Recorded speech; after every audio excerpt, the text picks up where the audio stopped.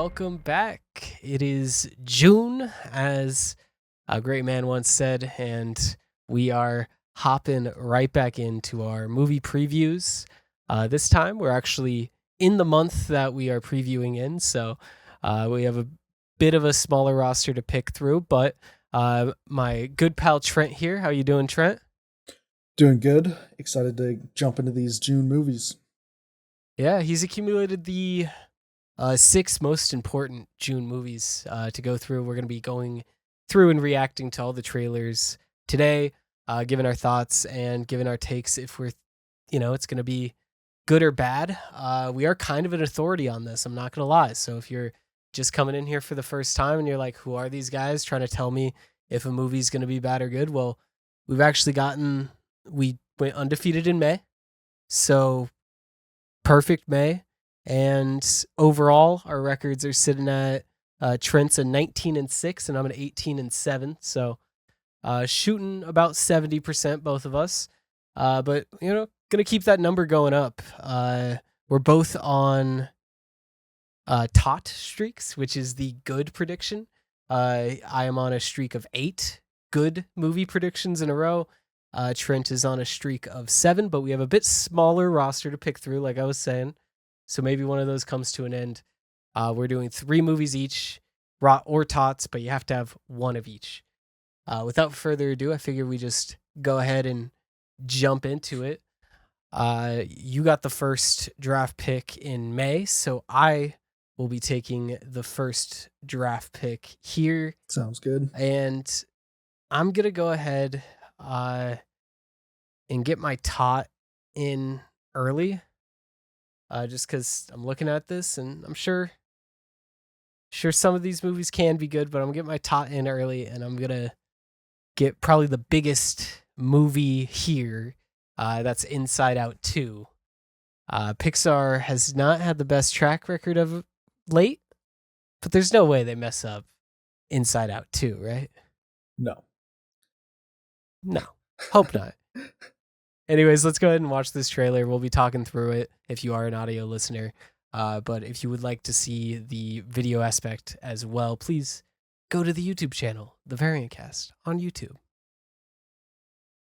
Penguin. This is Joy, coming to you live in Riley's mind. Make some noise. Sadness is in the So I was originally skeptical Yes. about this, It's anger. because I heard that they're not bringing back a lot of the cast. Like Bill Hader's not coming back around among other ones, but seeing this trailer, I was surprised. It's my first time watching it. Don't really know about too much of the production stuff. But I think at the end of the day, animated movie like this, voice actors, you could afford to lose them. Yeah, As long as the movie is good. yeah. And I think that's the biggest worry about these Pixar sequels is, like, do these movies actually need to be made, Welcome to headquarters, Right. embarrassment. Oh, Now, doing a fit? this is at least a solid setup for the movie. It's like, okay, if this needs to be made, why does it need to be made? And Definitely. I guess Inside Out, it explores the mind of a child. So the, next progression of Inside Out 2 would be the mind of a teen, and that seems to be what they're doing. So if they tell a not out of touch story, then I think that's all they really have to do. Yeah, and I think Pixar is capable of doing that. I mean, if you look at Soul, that was a really deep concept that I feel like they absolutely nailed. So Yeah, I think the biggest thing that is if, the preteen market's what you're hoping to capitalize on here. So if that misses and it comes off phony, comes off like hello fellow kids, I think you could be in some trouble. But I think historically they've shown that they're pretty good at, dealing with the times. But I mean, it's tougher to make movies for teens than it is for kids. yeah, Although this doesn't seem to be necessarily targeted at teens, it still seems like very much Pixar kids movie here. Wow, those guys are jerks. Wow, those guys are jerks.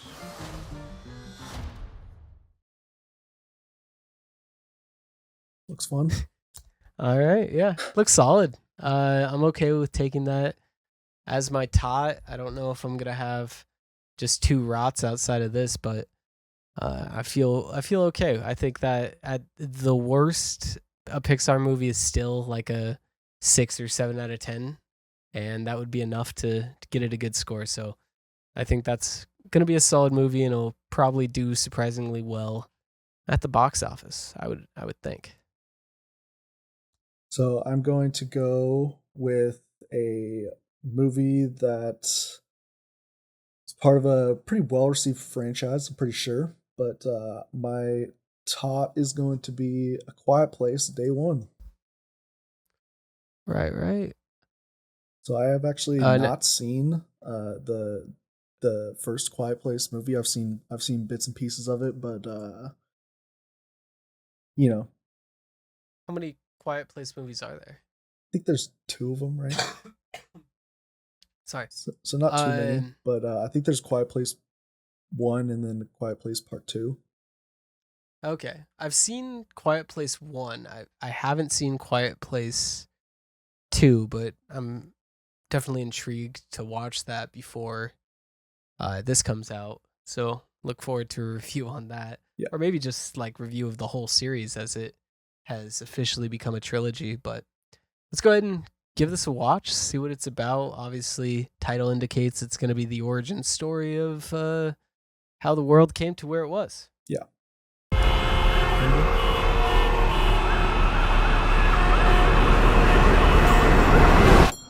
You can't have a cat in here. It's a service cat. Shot very distinctly and well, so shout out to that.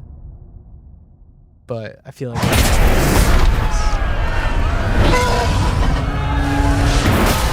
really just the color. Yeah, colors are nice in this. Yeah. Shelter in place. So the aliens. Awaiting further instruction. We can help each other.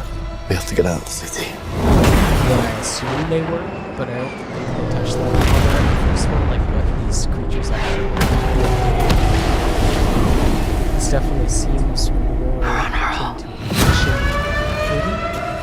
thriller than it is a kind of suspense horror thriller like the first one.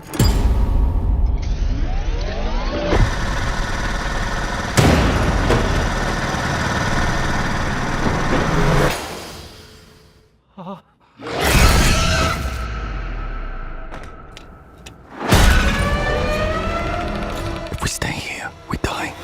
I kind of thought they were just because they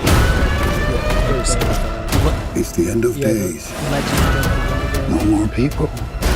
No more New York. Similar. No more nothing. Generally part of that mythos, so I guess that makes a bit more sense as to them being aliens. This one seems to be a lot more disaster. Suspenseful thriller, you know? Yeah, no, for sure. This is what you get when you've had 2 successful movies and they up the budget. They're like, let's destroy a city. Yep.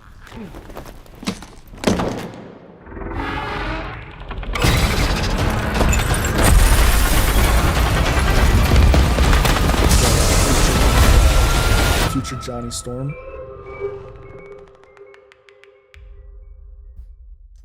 Looks solid. Who, John Krasinski?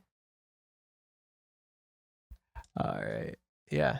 No, that looks solid. That's probably a pretty safe bet on the tot, but disaster movie like that, it is also very possible that it's not. So I guess we'll see come release day of A Quiet Place Day 1. I think that's releasing in late June, so I have to wait a little bit on that, but I anticipate we'll be watching some Quiet Place when that comes out. So I look forward to that.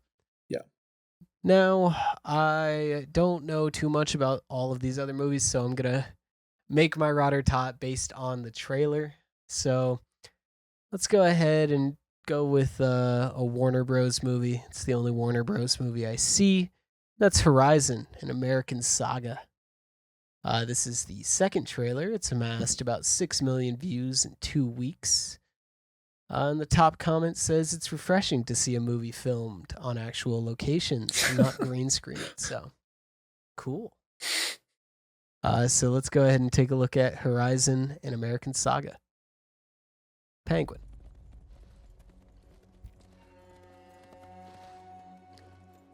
So some funny behind the scenes stuff about this is I'm pretty sure Ain't from you here. know So we won't whatever his name is, the main dude. say. I will tell you this. I can't for the life think of his name right now. But he's We'll from get it at the Yellowstone, end. you know. I will take Oh, you right, until right. You are white. And I'm pretty sure he got cut out. They like wrote him out of Yellowstone or something. And so he put all of his career earnings into making this movie.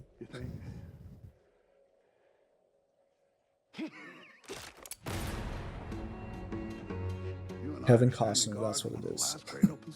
They wrote Kevin Costner out of Yellowstone? That's crazy. The place I might be able to see myself. Makes sense. So he said he's gonna though, make these movies until he goes bankrupt, which I actually love that idea. I mean, Yellowstone went for about, it's still going, I think. And I watched probably about 4 or 5 seasons, and he was still very much in the show. What I'm guessing happened, with absolutely no backing on a pretty easily Googleable thing.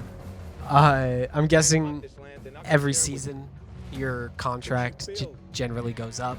I imagine Kevin Costner was already being paid a lot. Yeah. So, because he was like the one actor in that show. So by season 5, 6, it probably just didn't make financial sense, especially with how big of a brand Yellowstone became. So I can kind of see why they would do that.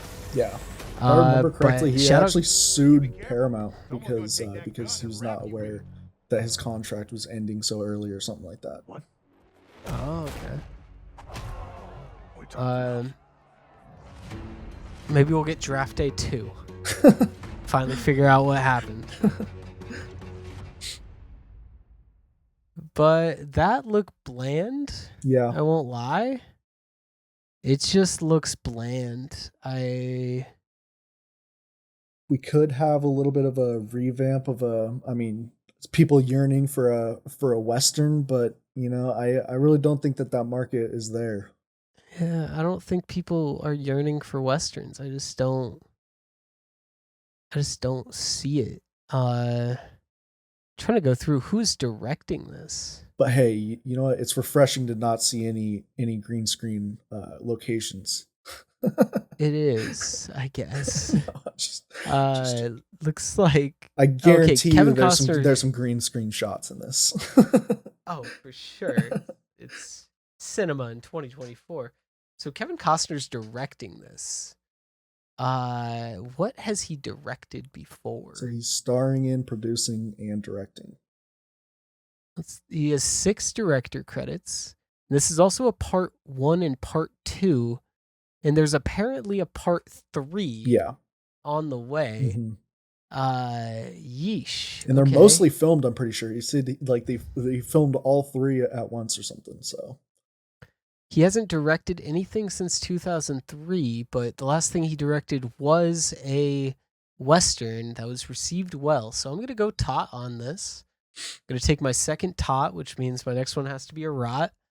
I think this is the type of movie that you're not going to go see if you don't like Westerns and you don't like this type of movie. So for that reason, I think it's going to attract a certain type of critic. And, I think it could lead to probably like a 67% fresh is what I'm guessing. Maybe shouldn't bank on a 67%, but I'm gonna. Yeah. And, the Yellowstone feel good heads are about gonna rally behind this one and bump it up that extra 10% it needs. I think this is gonna perform terribly in the box office. Oh yeah. Because if you put in the trailer that Chapter 1 comes out June 28th and then Chapter 2 comes out August 16th, I don't know if a movie has ever done well doing that. But go for it. I'm interested to see how it goes. I imagine this does less than 200 million. That is my guess, and that's combined with part 1 and part 2. Maybe more than that with combined, but we'll see. All right, so my You're up. next one is going to be the Bikeriders. So this is the newest Tom Hardy and Austin Butler flick.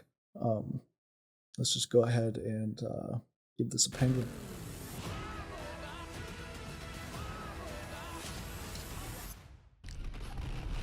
Tom Hardy looked old there. Yeah. Anybody who's done I mean, a messed up accent before, probably in this movie. Just like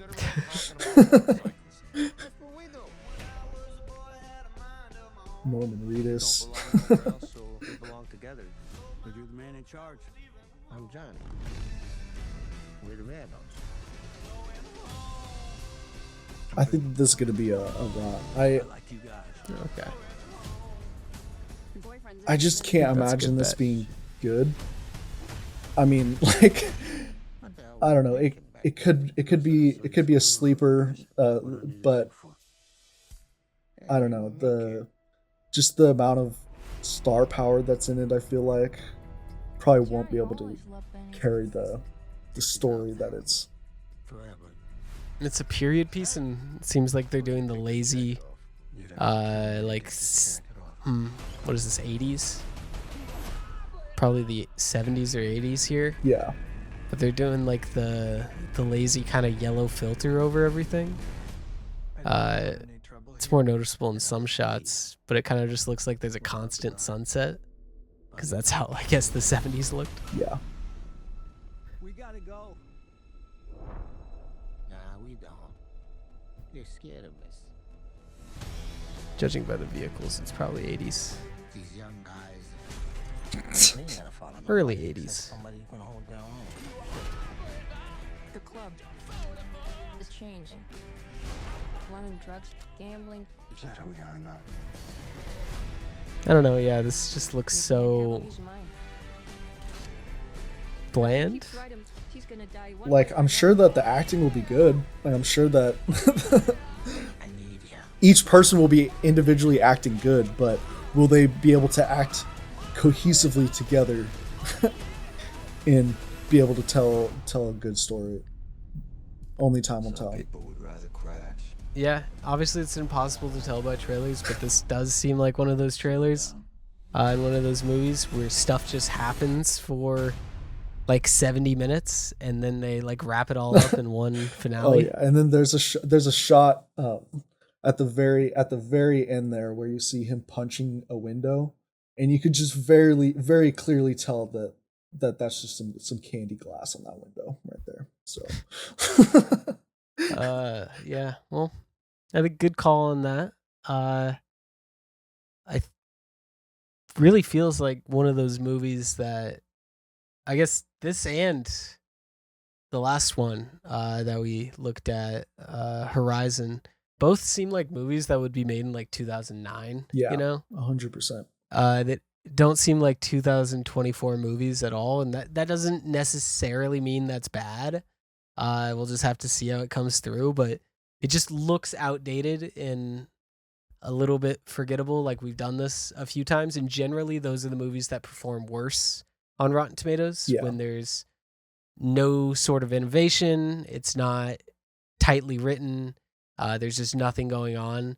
That seems like where that's going to fall, but I guess I have to take my rot here, and might as well. We just watched one bike movie. We'll go with Bad Boys Ride or Die. This one should be a rot if I know enough about this movie. Generally, these big names in sequels, like, not gonna be great. It's a Sony picture. We'll go ahead and Penguin. Mike, See how this goes. there's a storm coming. Things Will are gonna get Smith, bad. feel like he hasn't been in a real movie in years. Yeah, Be tested. Just know And I don't know if I would count this. But definitely. This is definitely not a real movie. yeah. After seeing this, I'm probably dead. I like the way it Whoever gave the looks. order to kill me is in the department.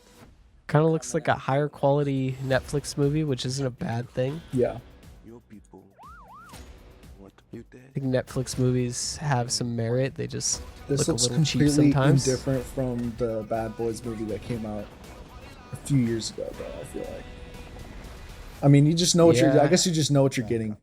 When you, nobody's going into a Bad Boys for Life thinking like, I'm gonna go watch the greatest movie I'm ever gonna watch.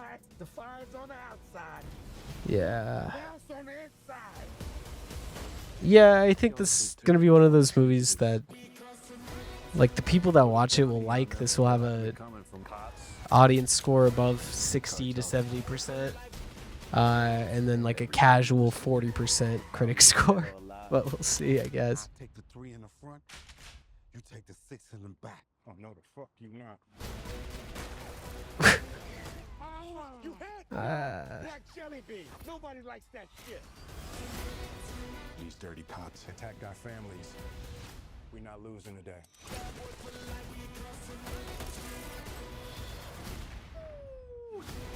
I mean nasty Mike.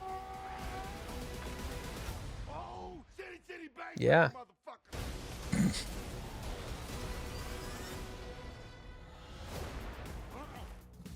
I mean, it looks fun. See, Mike, that's how you command the universe. That motherfucker racist, Mike. Go. That motherfucker racist.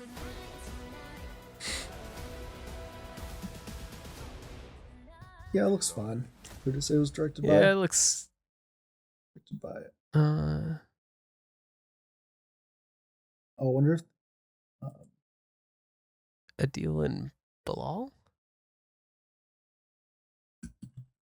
Who is that?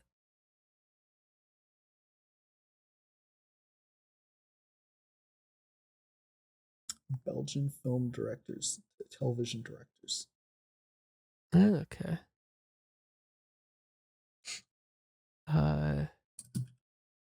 Wait, they did some of the Miss Marvel. Let's see which okay. episodes. So these are the people who are rumored to be in the talks for Spider-Man 4. Well, they did do episode 1, which is probably the best one. episode of Miss Marvel. Mm-hmm. So there's that going for it. And then they did episode 6, which is also a decent episode. Yeah. The worst episodes, in my opinion, are 3, 4, and 5. I think 1, 2 were good. 1 being the best, and then 6 was just fine. But I think 3, 4, and 5 were bad. But yeah, that's besides the point on Miss But the Marvel. directing in that trailer looked really good, you know. Yeah. But yeah. I'd be okay with that.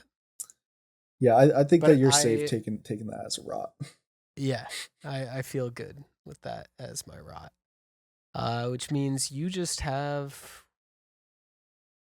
You have one more movie to pick from? Yep. I guess And I'll go with could be a tot or a rot. I'll go with a tot, and I'll go with Emma Stone's new movie, Kinds of Sadness. Go ahead and cool. Third to the bottom. Yeah, got it.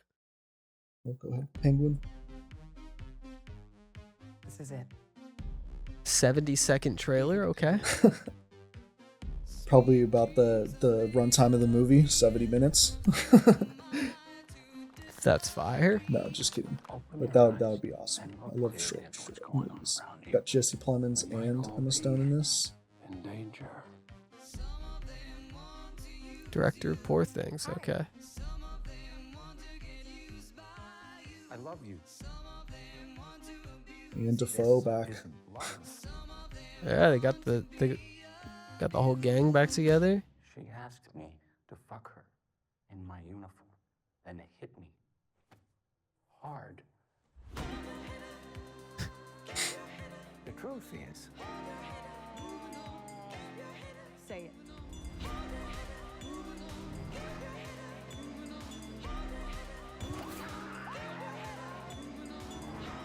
Yeah, no, this looks fun.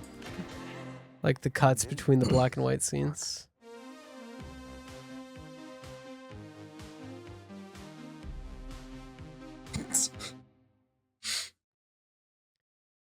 I mean, yeah, can't really pretty much what I would expect gauge from the director of Poor Things. Yeah, I'm on board. But yeah, it's a very vague trailer. yeah, it doesn't give a lot of context.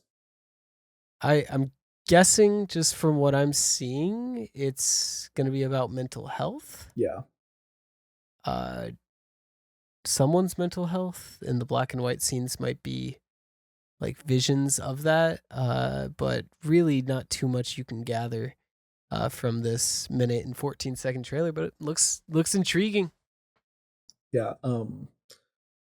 I bet that they're definitely banking on the fact that a lot of people know Poor Things and saw that Emma Stone got nominated for an Oscar. So I'm assuming that they're banking on a lot of people coming in from that. But other than that, yeah, it looks interesting. It didn't necessarily look like a good or bad movie, like from that because it only gave us 2-second clips. But yeah, I think my only complaint would be if you're bringing back Defoe and Stone with the same director. It would be kind of cool to see him zag a little bit, and do something completely different than Poor Things. This to me didn't look completely different than Poor Things. It looks more grounded than Poor Things, but it looks like it may have some of the similar tones and themes, which I think it could still be very good, but I would have liked to see him do like something completely different. Yeah. With this talent, but maybe this is completely different. We really don't know. Yeah. But that does it for our June movie preview. We previewed Inside Out 2, The Bikeriders, Quiet Place Day 1, Horizon, American Saga, Kinds of Sadness, and Bad Boys Ride or Die. We took 2 rots out of those, and being the Bikeriders and Bad Boys Ride or Die. And then we took 4 tots being the other ones. So should be a okay month for movies. I'm definitely interested to see a couple of them, and will be seeing a couple of them. But I think it's a good time to kind of circle back to our, what is it? It's going to be our April and May predictions, because we're going to be reviewing a couple of the movies that were on there. Mm-hmm. A couple of the movies we got right as well. So yeah. So I think we were both anticipating Civil War and The Fall Guy. We were both planning on watching them at some point, and I was pleasantly surprised, at least by Fall Guy. I knew that Civil War was probably going to be pretty good, but Civil War was even better than I expected. So yeah, let's go ahead and just get into it then. Back in April, we predicted Civil War to be good. Ended with about an 80% on Rotten Tomato, and it's getting interesting reception. I'm going to go ahead and pull up the IMDb while we're talking about this, just because there are some really, really funny reviews of this movie, because obviously it is a political movie. Inherently, it is about a civil war, a modern civil war between America and the seceded states, the Western Force, a la California and Texas, which I think the point of contention a lot of people are having with the film. And I think the reason they did it, because first off, they're like, oh, this is so unrealistic. It's, Texas and California would never team up, politics. But the reason they're doing that is because they don't want too much real world politics in this film, because they don't want it to be dated. Yeah. And they also don't want it to be overrun by political dialogue. Like, they don't want it to be some statement. They don't want real world parallels. They don't want any of that. Mm-hmm.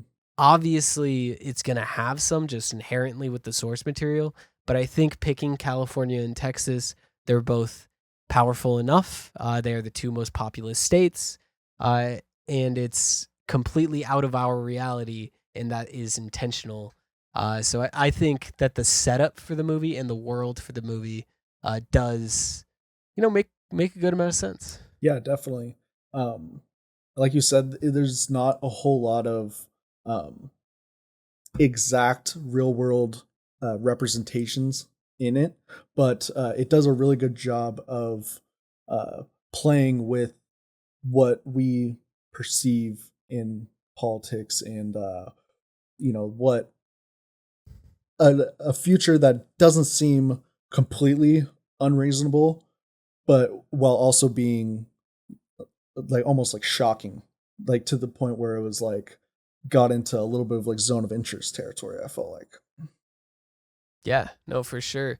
I think the zone of interest territory is an interesting, comparison, because zone of interest is all about the dehumanization, and this also has heavy dehumanization themes. I saw a lot of people were upset with the trailer and feeling like it misrepresented the film. I didn't necessarily feel that way, but I also only watched the trailer one time. Yeah. Way back in, I think it was March. So it wasn't like I had been, shown the trailer 1,000 times and then I went in and I was like, oh, it's nothing like this. But a lot of the 1-star reviews are from Americans who are just upset at like the way it is presented. And I don't necessarily get that. They wanted like just a Civil War movie. Ground, yeah. That was about like the war, and this movie isn't necessarily about the war. It is about combat photographers, combat press covering the war, which I think is a more interesting point of view than if they just picked a good guy or a bad guy, because that's another thing. It's hard to pick a good guy here, because the most interesting part of an American Civil War is absolutely what if they stormed the Capitol, what if they killed the president, what if they overthrew the government. And if you do that, you then have to set that up. You have to make the United States the bad guy. You have to show these things that justifies the Western forces. You have to do a lot more in order to get the moments that they got, rather than, just focusing it on a almost third party. They don't really care who wins or loses the war. They don't really have a dog in the fight. They just want to document it for their own personal, I guess you could say, just fulfillment, or just like to get an interview. Like one of the main guys, he just wants an interview with the president, which has never happened. So they're trying to make that happen. So I'm going to go ahead and read this one, because I don't know, it's just the title, walked out after 40 minutes. This is from Chap. I'll just call him Chap here. The trailer looked awesome, but bits of the trailer are literally the only good parts you'll see. I wasn't able to sit through the whole thing. It was that bad. The plot, if you could even call it that, is based around 3 journalists and a young wannabe journalist who ends up tagging along with them on the way to DC to get an interview with the president before the city falls. The 40 minutes I watched consisted of journalists talking about journalism, a young journalist being a liability, and a lame combat scene. Kirsten Dunst is a terrible lead actress, and none of the other characters are likable. I found them highly dislikable. The dialogue is so boring, and I found myself sat there thinking, why do I even care about any of these characters for their story, or what happens to them? I genuinely don't understand the great reviews that this is getting. I just fail to see the argument about this being a good film. It is truly awful. Walked out after 40 minutes. So, the reason I read that one is he kind of gives us a little plot synopsis, so we don't have to go into it. But also, I can maybe tell you why this is a good film. And that's because of character dynamics, writing, and the payoff of the scenes. So, for example, you're talking about the young journalist. She has probably the most interesting arc in the movie. She comes in plucky, wanting to take pictures, thinking this is all fun. We know what's going to be coming up is people dying. She's going to have to take pictures of people dying, like they show in the montage with Kirsten Dunst's character. Dunst's character is stoic. She is very weathered, you can say. She has seen everything there is to see at this point, and you kind of see themes of dehumanization with her when she's watching people literally die in front of her, Yeah. and her only concern is taking a picture. That is what is meant to be shown, and the conflict in the dialogue that we get in between that is just discussion and understanding why this happens and why they do it. And we learn that a lot of it's for the rush, a lot of it's for feeling alive, being somewhere where you feel like you matter, and that is perfectly conveyed with the younger character. I'm blanking on her name right now. But I also really enjoyed the scene where she gets captured along with a couple of the other journalist friends, and the guy's walking around like, "Oh, you're American? What kind of American are you?" And it's this very tense scene where you don't really know what he's gonna do. And I don't know the name of that guy, but he absolutely killed it. He was such a good performance there, and just came off so heartless and believable, and not just like a guy doing I could believe that was an actual thing happening. Yeah. 100%. And then for me, at least, I think there are a few flaws in terms of the action scenes because we are following the press. A lot of times there are where you're just like, holy shit, just please stop getting in the way. Yeah. But that is conveyed with the literal soldiers telling them like, hey, get out of the way. Yeah, just grabbing them and ripping them back. Yeah. Basically showing how addicted to the thrill that this group has gotten, that they don't care about their own lives, and how big of a moment this is.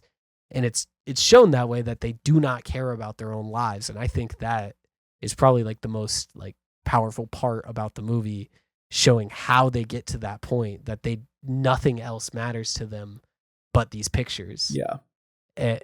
I thought it was really cool. I think it did the dehumanization thing really well. Yeah, I totally agree with everything you're saying. The themes throughout it. That review, him saying he doesn't like her character, but that was kind of the point of the whole movie. But yeah, no, everything leading up to the end of it, I thought was all really well done and very believable. And yeah, the one scene that I thought was just pretty wild to me was when the girl just jumped into the other car, and then I was just like, who in their right mind would do that? Right before the scene that you're talking about, where they go and find her with Jesse Plemons, who was in the trailer he was prominent in the trailer, but he was in it for one scene. Right. Yeah. No, and I think that that scene also, there's people complaining about how it's it's some leisurely road journey. No, it's not. It is not leisurely at all. I don't know where you got leisurely from, those scenes, but her doing that is literally imagery of her getting addicted to the thrill and adrenaline and stuff. That was fun to do. That looked fun. That was crazy. I want to do it now.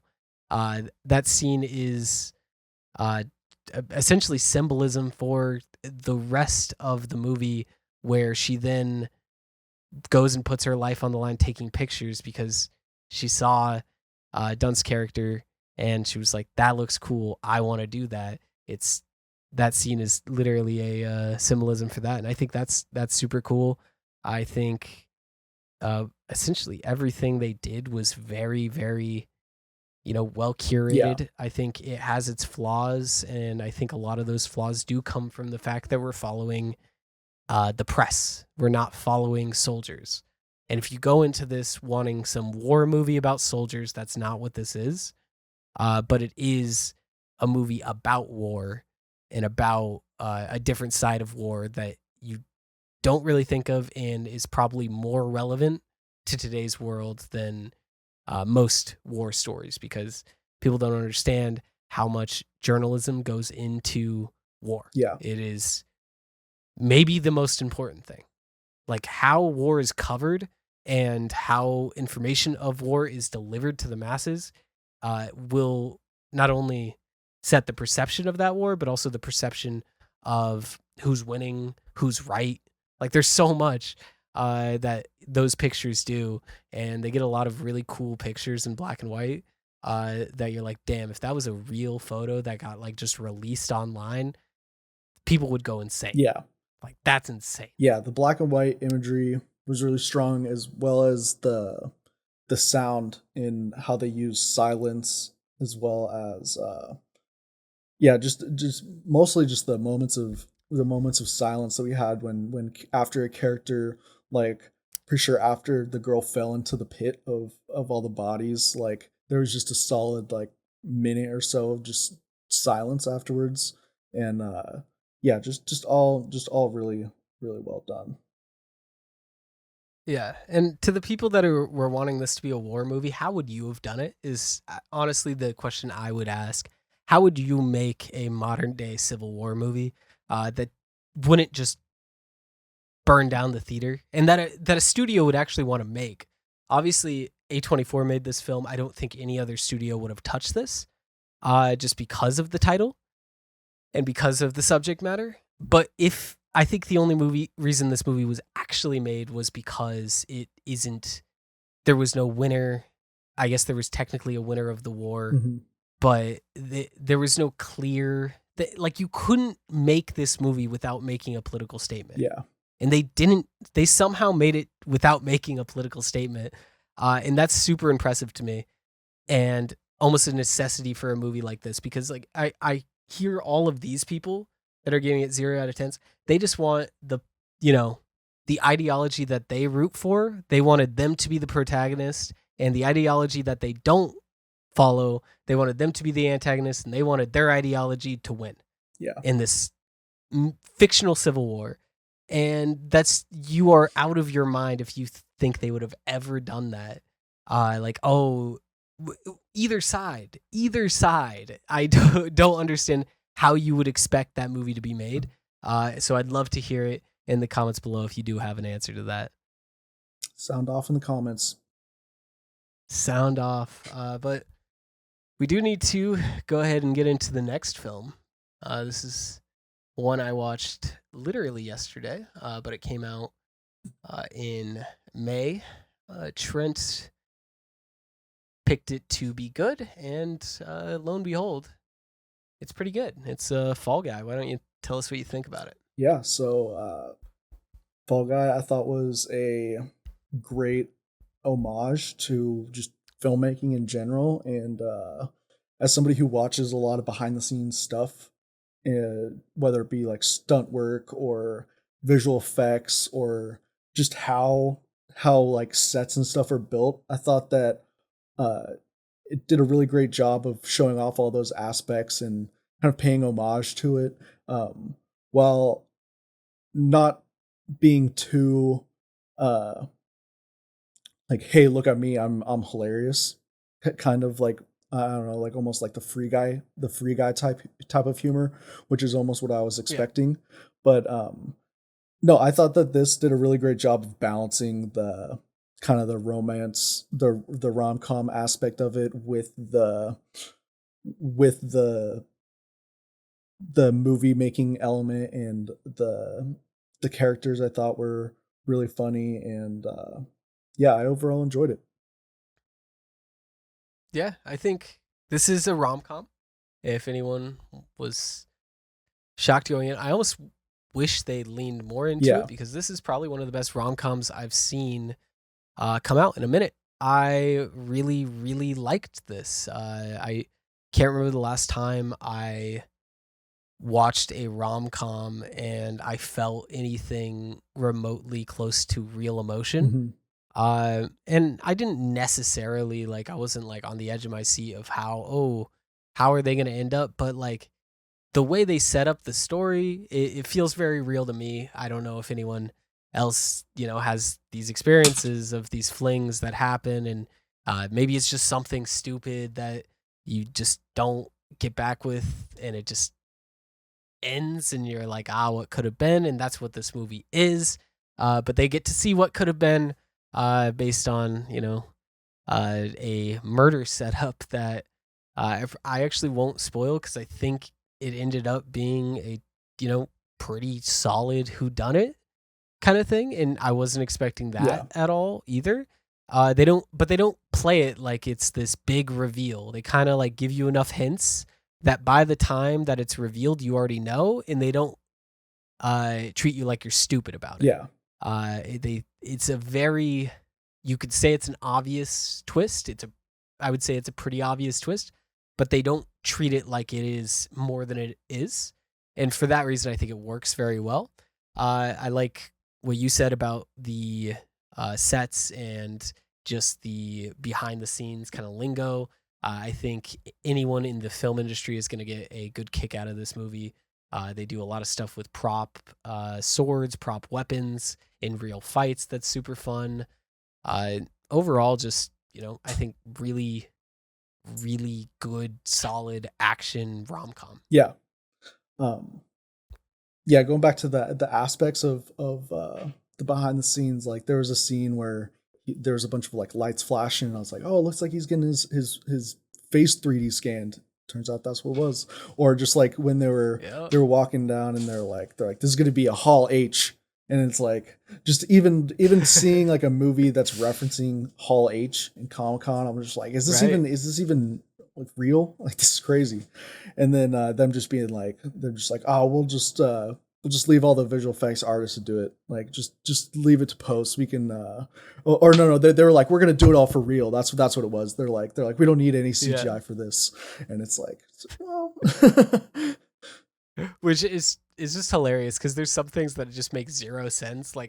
There's this one shot where it's this big fight between two rocks, and they show what it looks like after post-production. There's all these ships and lasers shooting, and then they, for some reason, are doing setting the main guy on fire practically. They're we're gonna CGI everything, but the fire on the guy, that has to be practical. Yeah. Which does actually make sense in the universe of the film, because I feel like this one I don't want to spoil too much. Yeah, no, there's some good reveals in here. Yeah, so it won't ruin anything, but everything makes sense in universe, and it's really well written for what it is. It'd be really easy to phone this stuff in, but they don't, and it comes out as a super, super solid movie that I think everyone can watch. But the more into film and stuff you are, I think you'll get more of a kick out of it than others because of how many little Easter eggs there are for you on that front. Yeah, definitely. But Ryan Gosling, he is currently number 34 on the IMDb star meter. And I was kind of curious, who do you think the main Tom Ryder, right? The fictional superstar. Do you think that was based on anyone? Because I was trying to figure that out. Aaron Taylor Johnson, by the way, played him, and a little bit of Tom Cruise. Absolutely killed it. Maybe a little bit of I don't know. Just I feel like there's a handful of personalities that they decided to take it off of, but the first one that came to my mind was Tom Cruise, just because he says he does all of his stunts practically and stuff like that. Which Tom Cruise does kind of do. Yeah, he does. I do all my own stunts probably 90% of the time. He does all the stunts that are like publicized. He'll do those. Yeah. I don't think he does all of them. Yeah, that's what I was kind of thinking. But then they end up name dropping Tom Cruise, so I was like, oh, maybe it's not Tom Cruise. But I think you're right. I think it is just kind of an amalgamation of different stars. I think they intentionally didn't want to like go at any one person too hard. But you know, as in terms of the performances, I think Ryan Gosling, he killed it. He continued to show that he probably is the best action star in Hollywood right now, and I think he is like the guy for the 2020s. Definitely. Maybe even 2010s to 2020s. Like he's that guy. Like I would put him up with, you know, Harrison Ford in his era. He's maybe missing that one massive franchise, but he just goes out and puts on good performances, and he's likable.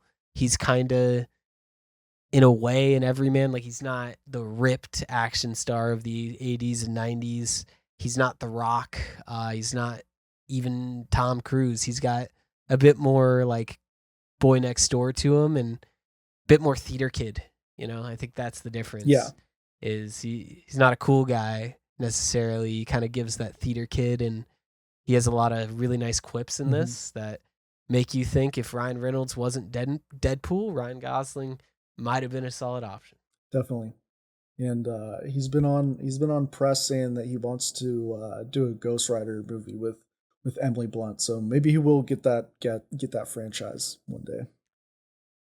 Ghost Rider would be so good. I also think he would be a spectacular Booster Gold. Yeah. However, I don't see him signing on for that, given what DC is wanting to do with their properties. Anyways, I also wanted to shout out Teresa Palmer, who played Iggy Starr. Shout out her. I wanted to shout out Hannah Waddingham of, you know, Ted Lasso fame. She is brunette in this, which kind of throws you off a little bit, but the voice is unmistakable. And as we kind of spoke on a little bit ago, Aaron Taylor Johnson absolutely kills it. There's times where he does different accents. He does his best performance I've seen him do. I mean, he absolutely killed this. Yeah. I think if there was one rewrite I could do to this movie, and it does add probably about 20 minutes of runtime, so maybe not what they were going for, but it would be maybe a little bit more buddy cop. Hijinks ensues between Aaron and Ryan, kind of getting to share the screen a bit more. But the way the story unravels, it makes sense that they don't. And the scenes that they do are really, really solid. I just wanted to see more Tom Rider, which I was not expecting as I started the movie. Yeah, definitely. There was a point where he does a like Matthew McConaughey impression at the end, and I was like, oh my god, Aaron Taylor Johnson, this man is an incredible actor. How did I never see it before? Yeah. No, and you know, he is younger, right? Like he's not. Yeah. He's got to be like not 40 30, yet. 33, it says. So he's got which is young. Long career ahead of him. Yeah, that is absolutely young for an actor, especially in the roles that he's done. So I know he's always kind of been, I don't know, C tier, maybe B tier, but after what I saw here, I would not be surprised if, you know, the Aaron Taylor Johnson era is upon us and we start seeing some really solid performances out of him. Yeah. Winston Duke was all right. However, there was times that I'm just like, why is he in this movie? And I really like Winston Duke. They didn't really give him a character, which fine. There was enough characters to juggle. You probably didn't need to, but I don't know. Give him a few more lines to kind of just develop something. Might have been good, but really not too many complaints with the movie. It's sitting at about 81% on Rotten Tomatoes. And honestly, I don't know what you could change about this movie to make it that much better. I understand where it sits, but I kind of think that's where you max out on an action rom-com. Yeah. I don't think there's ever going to be an action rom-com that's a 10 out of 10. If there is, dang. But for what this is, it's pretty much as good as it can be, and I definitely recommend giving it a watch. Definitely recommend too. Yeah. Any Ryan Gosling movie is a good time. Yeah. Any Ryan Gosling movie. Maybe we'll do a Ryan Gosling review. I've been on my thing. Ryan Gosling kick. I recently watched The Notebook for the first time this year, and watched Drive last year, and what was the other? I gotta watch Drive. Drive is really good. Watch La La Land, The Nice Guys, Crazy Stupid Love. So yeah, I've been on a grind. Ryan Gosling movies, all the ones I haven't seen before, and he hasn't missed so far. He also is our most viewed video of it's facts all time. Shout so out.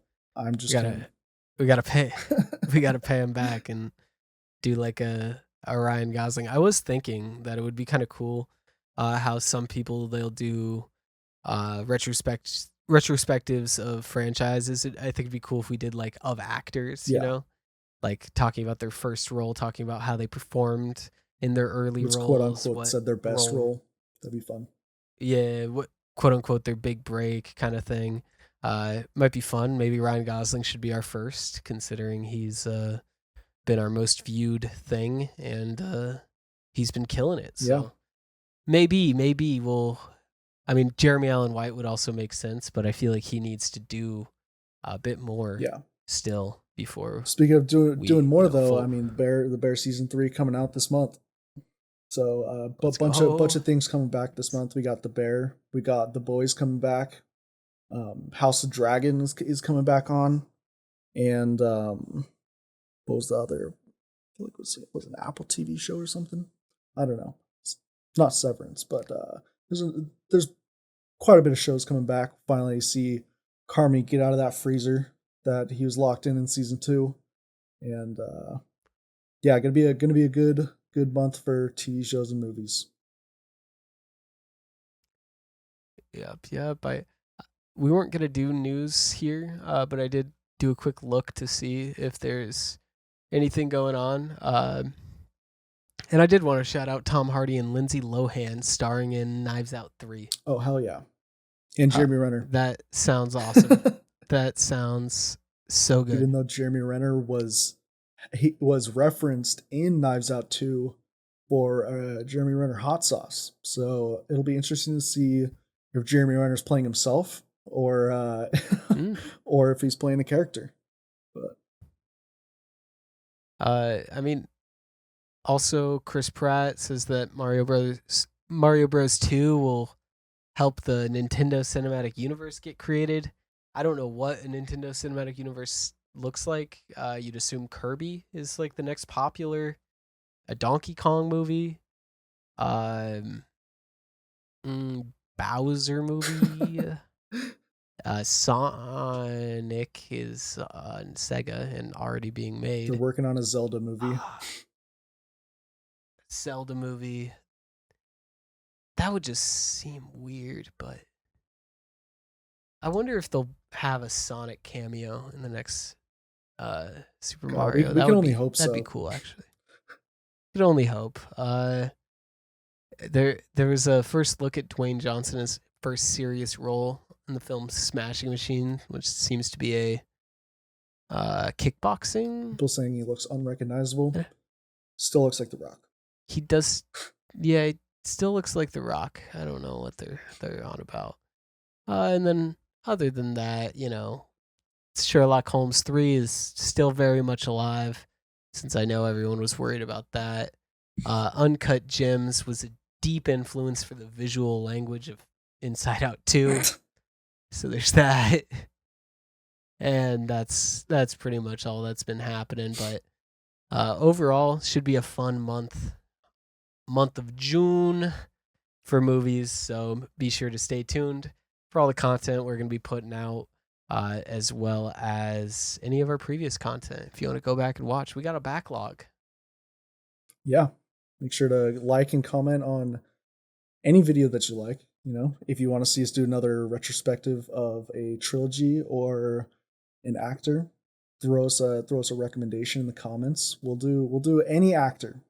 The first comment we'll do any actor. Just comment any actor. So just we need one comment. Just one comment, please. Yeah. I mean, these are always tough when you drop the comment request at the end, but that's how you know that they actually like watched all the way through. So if you are listening right now, you have the power right now. You could say whoever you want, except Jared Leto. Yeah, no Leto. Don't want to do Leto. Actually, I'd do Leto. Trent will just will not do it. I'll do Leto solo, but it will just be completely unedited and me just like screaming over articles about his island. So if you want to see that, put Jared Leto, but otherwise put any other actor. And I thank you all for watching, and we'll see you next time. Thanks, guys. Deuces. Oh.